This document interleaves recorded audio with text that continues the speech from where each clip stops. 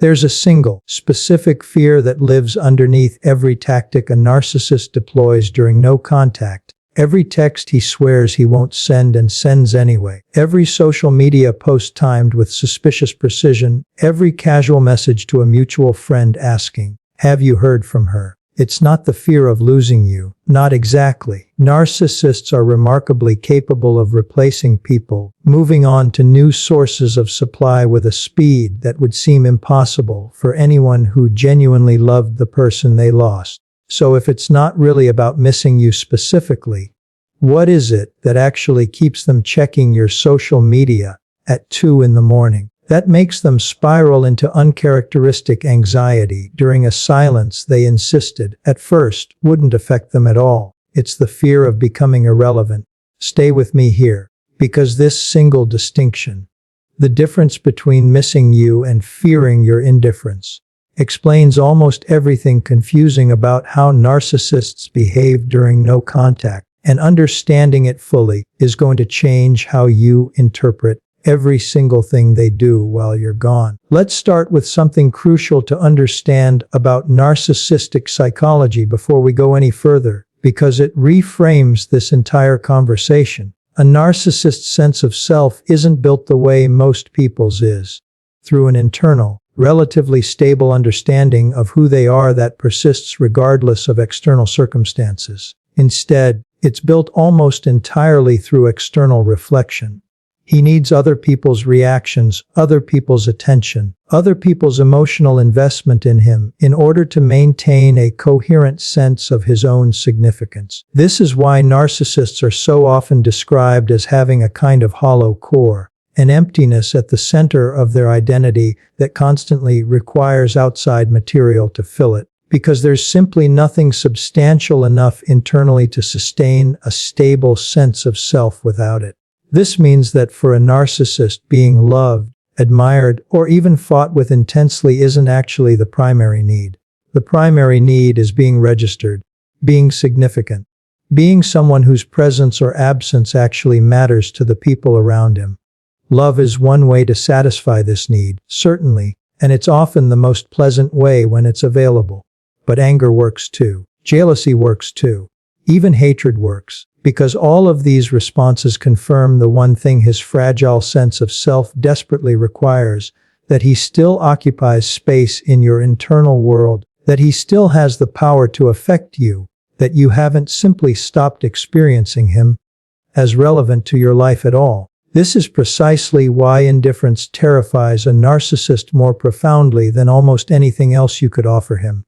Not your anger, not your tears, not even your hatred, as counterintuitive as that might initially sound, because all of those responses, however painful, still confirm his significance. Indifference offers him nothing. It suggests, with a clarity nothing else can match, that he has become genuinely irrelevant to your internal experience, that his actions no longer produce any reaction worth tracking, that the version of you who used to organize so much of her emotional life around him and his moods simply doesn't exist anymore. This is the true fear driving nearly everything a narcissist does during no contact, and once you understand it, the entire pattern of behavior you're likely witnessing, or bracing yourself to witness, starts to make far more sense. Let's talk about what actually happens inside a narcissist during the early days of no contact, because the internal experience is far more complex and far more uncomfortable for him than his outward behavior typically reveals. In the first few days, most narcissists genuinely believe this silence is temporary, simply another version of a cycle they've navigated successfully many times before. They wait, confident that their usual patience will be rewarded with your predictable return, the way it always has been in the past. This confidence isn't arrogance exactly, though it certainly looks that way from the outside. It's built on genuine historical precedent. You've come back before, after every previous rupture, and there's no reason, in his mind, to believe this time will be fundamentally different. But as the silence extends beyond what his internal model predicts, something begins to shift. And this shift is where the real psychological drama of no contact actually begins to unfold.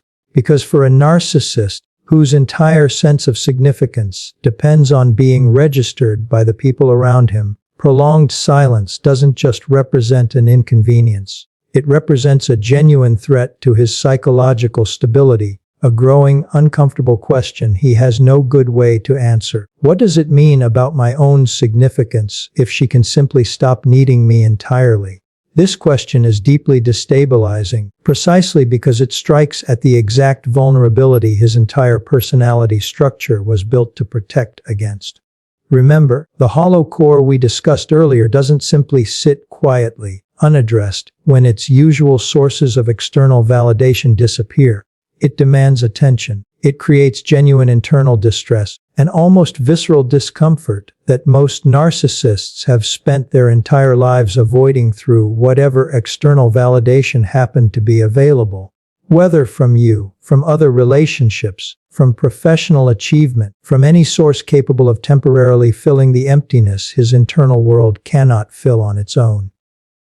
This is why so many people report a strange, almost predictable escalation pattern once a narcissist realizes the silence isn't resolving itself the way it always has before. The tactics don't just continue. They intensify, becoming increasingly elaborate, increasingly desperate, precisely because each failed attempt confirms, more completely, the exact fear driving the entire pattern in the first place. And this is where understanding the true fear behind their behavior becomes so genuinely useful for anyone currently living inside this exact silence, wondering whether to interpret the eventual contact attempts as evidence of genuine feeling, genuine remorse, genuine change. Because once you understand that the underlying fear isn't really about losing you specifically, but about losing his own sense of significance and relevance, every subsequent tactic becomes much easier to interpret accurately, rather than through the hopeful lens that kept you trapped in this relationship for so long in the first place. Let's walk through exactly how this fear of irrelevance manifests, phase by phase, because understanding the specific progression will help you recognize precisely what you're witnessing if you're currently living through this exact silence. The first phase, once genuine anxiety about your continued silence sets in, usually involves what we might call proximity testing. This isn't direct contact yet, because direct contact still carries risk for a narcissist, the risk of an outright rejection that would confirm his worst fear immediately and unambiguously. Instead, this phase involves indirect methods of checking whether he still occupies space in your world without requiring him to expose himself to a definitive answer. This is why you might notice him suddenly liking an old photo from months or years ago, a behavior specifically engineered to register on your notifications without requiring any direct conversation. It's why you might hear, through mutual friends, that he's been asking casual, seemingly offhand questions about how you're doing, questions that seem designed to appear disinterested, while actually functioning as careful reconnaissance. It's why you might notice him suddenly active on social media platforms he rarely used before, precisely during hours when he knows you're most likely to be online, engineering visibility without direct engagement. None of this behavior is really about genuine curiosity concerning your well-being. It's reconnaissance, specifically designed to gather information about whether his continued existence still registers in your world, all while maintaining enough plausible deniability that if you don't respond, he can tell himself the silence doesn't actually mean what he's terrified it might mean. If this proximity testing doesn't produce the reassurance he's seeking, the second phase typically involves what looks like escalated vulnerability. Though understanding the actual function this vulnerability serves is crucial to interpreting it correctly. This is when you might receive a message that seems to finally offer genuine emotional honesty. An admission that he's been struggling, that he misses you, that he's realized how much he took you for granted. On the surface, this can feel like exactly the acknowledgement you spent years hoping to receive. But here's what's actually happening underneath this apparent vulnerability, and it's crucial to understand this distinction clearly. This isn't primarily about genuine remorse for how he treated you. It's a more sophisticated attempt to produce the emotional reaction that proximity testing failed to generate. Vulnerability, real or performed, tends to be one of the most reliable tools for triggering an empath's compassionate response, precisely because it activates exactly the caretaking instinct that made you such an effective source of emotional labor throughout the relationship in the first place. This doesn't mean every word in that message is necessarily calculated with cold, conscious precision. Often, narcissists genuinely believe, in the moment they're writing these messages, that what they're expressing is authentic feeling. But authentic feeling and manipulative function aren't mutually exclusive. He can genuinely feel something uncomfortable about your absence while that feeling is simultaneously, primarily, about restoring his own sense of significance rather than about genuine concern for your well-being or authentic accountability for how he treated you. If vulnerability doesn't produce the reaction he needs either, the third phase often shifts towards something that looks, paradoxically, like strength and self-sufficiency. This is when you might notice sudden, highly visible evidence that he's doing remarkably well without you.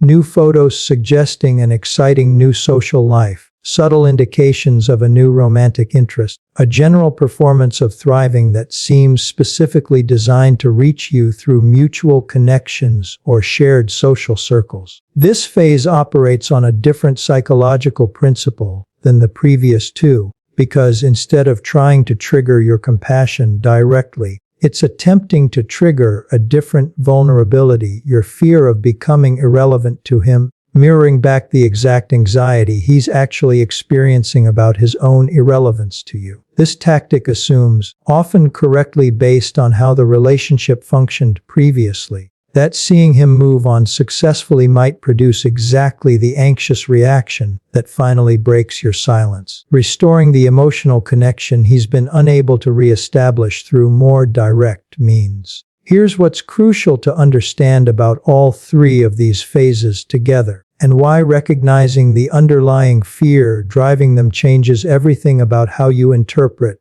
what you're witnessing. None of these tactics are really about you, in the sense of representing genuine curiosity about your specific well-being, genuine accountability for specific harm caused, or genuine desire to rebuild something healthier than what existed before.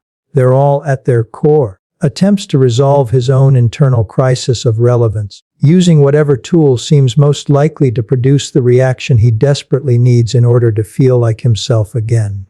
This reframe matters enormously, because it removes the confusion so many people experience during no contact, wondering whether each new tactic represents genuine change, genuine growth, genuine feeling finally breaking through years of narcissistic defense. Understanding that everything you're witnessing serves the same underlying function, restoring his sense of significance rather than genuinely addressing what actually happened between you, allows you to interpret each new development with far more clarity than hope alone could ever provide. There's something else worth understanding about this entire dynamic, something that reveals just how completely his fear of irrelevance actually governs his behavior throughout this entire period. Watch what happens to the intensity and frequency of these tactics based entirely on your response, or lack of response, rather than on anything related to genuine self-reflection or accountability. If you respond, even minimally, even just once, out of exhaustion or momentary weakness, notice how quickly the intensity of his efforts decreases. This isn't coincidental. It's direct confirmation that the entire escalating pattern was calibrated specifically around producing exactly enough reaction to restore his sense of relevance. And once that reaction has been achieved, the underlying anxiety driving the escalation immediately begins to resolve, regardless of whether any genuine change or accountability has actually occurred. This is precisely why breaking no contact, even briefly, even with what feels like an entirely reasonable, measured response, so often resets the entire cycle rather than producing the resolution or genuine conversation you might be hoping for, because your response wasn't actually received as an invitation for genuine dialogue. It was received as confirmation that the tactic worked, that his significance has been at least temporarily restored, which means there's no longer any urgent, internal pressure driving him toward the kind of genuine self-reflection that might actually produce real change. Understanding this pattern with complete clarity is precisely what makes the choice to maintain no contact so much more powerful than it might initially feel, and it's exactly where we need to go next, into what actually happens both for him and for you if this silence holds completely, without ever breaking, regardless of how sophisticated or desperate his tactics eventually become. Because here's what happens if the silence genuinely holds. Not partially, not with occasional slips justified as just checking in, but completely, consistently for long enough that his usual toolkit runs entirely out of options. Once proximity testing fails, once performed vulnerability fails, once the display of thriving without you fails to produce any response at all, something happens inside a narcissist that represents one of the most psychologically significant moments of the entire no-contact period. Even though it produces almost no visible external signal you'll ever actually witness, he runs out of tools. This might sound like a small development, but understanding its actual significance requires remembering everything we've discussed about how his sense of self actually functions. His entire psychological structure depends on external material to fill an internal emptiness he cannot resolve on his own. For years, you were one of his most reliable sources of that material, precisely because your empathy, your capacity for compassion, your willingness to interpret even cruel behavior through a generous lens, made you unusually responsive to nearly every tactic in his arsenal. When none of those tactics work anymore, when the silence simply continues regardless of what he tries, he's confronted with something his internal architecture has almost no capacity to process: genuine, sustained irrelevance, with no available strategy left to resolve it. This is the exact moment his fear fully, completely materializes, and it's genuinely more psychologically significant than almost anything else that happens during this entire process. Because up until this point, no matter how uncomfortable the anxiety became, some part of him could still believe resolution remained available, that the right combination of tactics, applied with enough persistence, would eventually restore what he'd lost. Once every available tool has been tried and failed, that belief becomes impossible to sustain any longer, forcing a confrontation with something most narcissists have spent their entire lives successfully avoiding: the reality that their significance was never actually guaranteed, that people can genuinely, permanently stop needing them, regardless of how impossible that outcome always seemed before it actually happened. What happens after this confrontation varies significantly from person to person, and it's worth being honest about the range of possible outcomes rather than promising a single satisfying conclusion. Some narcissists, faced with this genuine crisis of relevance, do experience something that looks like real reflection, at least temporarily. This doesn't always translate into meaningful change, but it does often produce a period of genuine internal reckoning that goes beyond the performed vulnerability we discussed in the earlier phases, precisely because there's no longer an audience for performance. This reflection happens in isolation without you ever witnessing it, which means it can rarely be used as leverage or manipulation, because manipulation requires a target. And by this point, you've made yourself genuinely unavailable as one.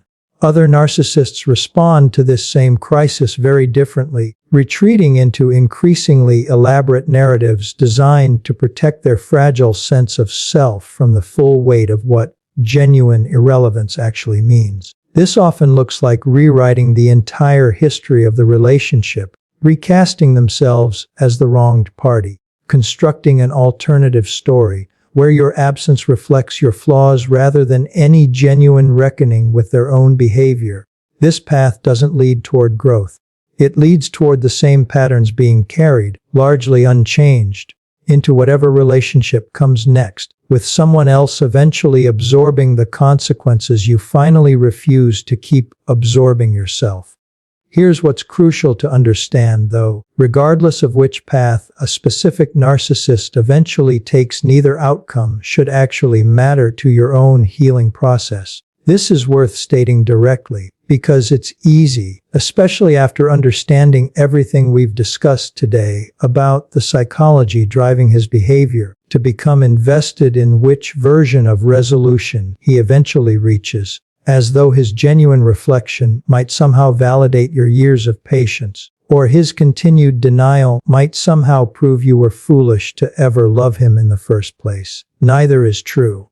His eventual response to losing you, whatever form it takes, was never actually a referendum on your worth, your judgment, or the validity of everything you experienced throughout the relationship. It's simply data about him, about his own capacity or incapacity for growth, information that belongs entirely to his own journey, rather than requiring your continued attention or investment in order to feel complete. This is ultimately why understanding his fear of irrelevance matters so much, not because it gives you leverage to use against him, not because it helps you craft the perfect strategy to make him suffer appropriately for what he put you through, but because it finally, completely explains behavior that used to feel confusing, unpredictable, even personally targeted in ways that made you doubt your own perception throughout the relationship itself. Once you understand that everything he does during no contact serves the same underlying function,